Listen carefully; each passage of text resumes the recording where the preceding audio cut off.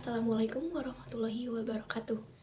Saya Najwa Marsya Pratiwi dengan NIM 121122110061. Di video kali ini saya akan membawakan satu teori komunikasi organisasi beserta contohnya dan juga akan membawa salah satu contoh masalah yang biasa terjadi di organisasi. Tapi untuk itu yang pertama-tama saya akan memaparkan dulu satu teori dari komunikasi organisasi.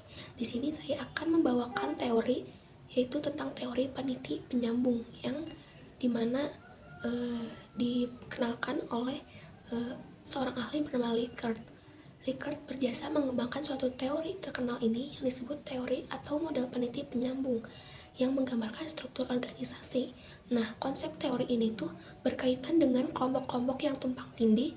Setiap penyelia merupakan anggota dari dua kelompok sebagai pemimpin unit yang lebih rendah dan anggota unit yang lebih tinggi. Nah, penyelia berfungsi sebagai peniti penyambung mengikat kelompok pekerja satu dengan yang lainnya pada tingkat berikutnya. Struktur peniti penyambung menunjukkan hubungan antar kelompok alih-alih, hubungan antar pribadi. Organisasi dengan struktur peniti penyambung ini menggalakkan atau mengedepankan orientasi ke atas daripada ke bawah. Adapun contoh dari teori peniti penyambung ini saya memberi contohnya itu seperti sebuah perusahaan yang terdiri dari seorang presidir yang menduduki posisi tertinggi. Di bawah posisi presidir terdapat direktur yang dalam satu perusahaan dapat diduduki oleh beberapa direktur. Tepat di bawah direktur biasanya diduduki oleh manajer-manajer, dan manajer ini biasanya memiliki anggota yang disebut supervisor. Nah, model ini tuh biasanya diterapkan pada perusahaan yang memiliki cabang. Nah, untuk pemaparan atau pembahasan yang kedua, di sini saya akan memaparkan salah satu contoh masalah yang biasa terjadi di organisasi.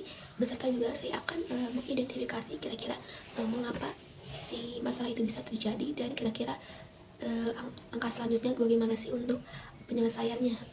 Nah, di sini sendiri saya akan memberi contoh terkait kayak di suatu organisasi kan biasanya pernah ada tuh yang kayak rundown acaranya tuh tiba-tiba berubah gitu karena emang kurangnya persiapan gitu kan. Nah, hal ini tuh bisa terjadi karena mungkin ada persiapan atau langkah yang terlewat sehingga kayak masih ada keraguan gitu sama si rundown acara tersebut. Terus yang berikutnya juga mungkin bisa jadi karena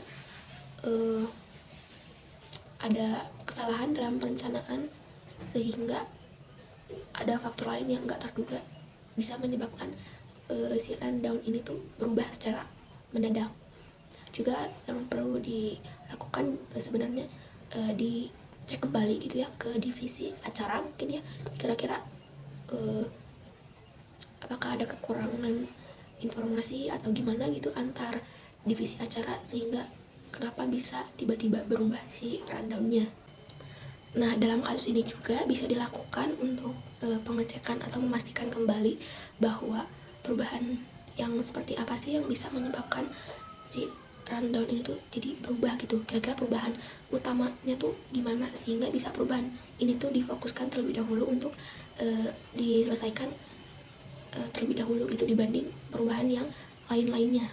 Nah, berikutnya juga bisa tentunya didiskusikan sama yang lainnya, kira-kira apakah ada sumber daya yang kurang atau emang masih membutuhkan sehingga si permasalahan ini tuh bisa cepat teratasi. Terus untuk penyelenggara acaranya juga mesti dipastiin nih apakah semua anggotanya tuh udah memahami tujuan dari acara tersebut dan bisa memahami juga peran masing-masing, tugas masing-masing dalam ketersediaan di acara tersebut tuh seperti apa gitu, sehingga kalau udah memahami nih apa peran kita, jadi kita bisa juga bertanggung jawab juga ngelakuin atas apa sih yang harus kita lakuin gitu. Nah, supaya si acara ini tuh nggak berubah-ubah lagi dalam acaranya, pastikan memilih waktu atau tenggat yang benar-benar sekiranya bakal terrealisasi.